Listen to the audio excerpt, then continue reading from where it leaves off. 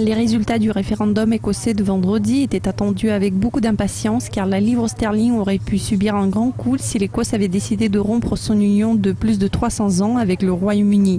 Bonjour et bienvenue dans l'édition des prévisions de lundi consacrée à la paire euro-sterling. Mon interlocuteur est Charles Purdy, le PDG de Smart Currency Business. Charles, vous êtes le bienvenu. Tout d'abord, le vote négatif de l'Écosse a-t-il modifié vos prévisions de court terme sur cette paire ?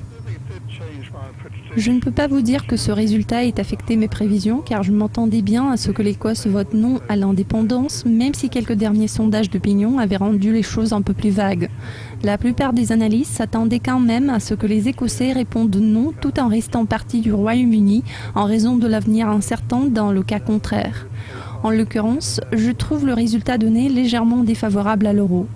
Cela s'explique en plus grande partie par le petit montant de fonds empruntés aux banques car la BCE avait pris certaines mesures de resserrement par rapport à la liquidité de ces dernières.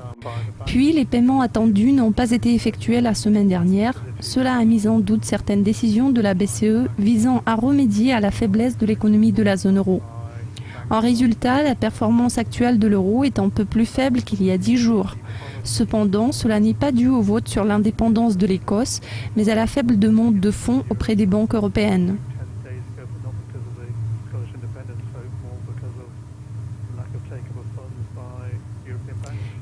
Quelles sont vos prévisions à moyen terme ? Pour ce qui concerne le moyen terme, je suis convaincu que la BCE est en mesure de relancer l'économie de la zone euro.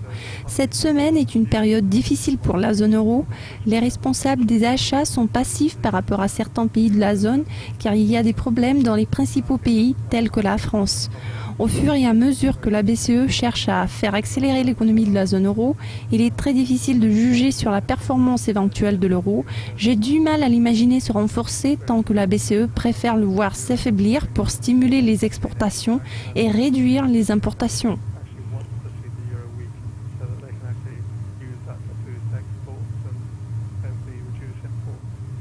Compte tenu de ce qui précède, comment voyez-vous la paire se comporter sur le long terme ? Croyez-vous que la BCE ne cherche pas à stimuler l'euro ?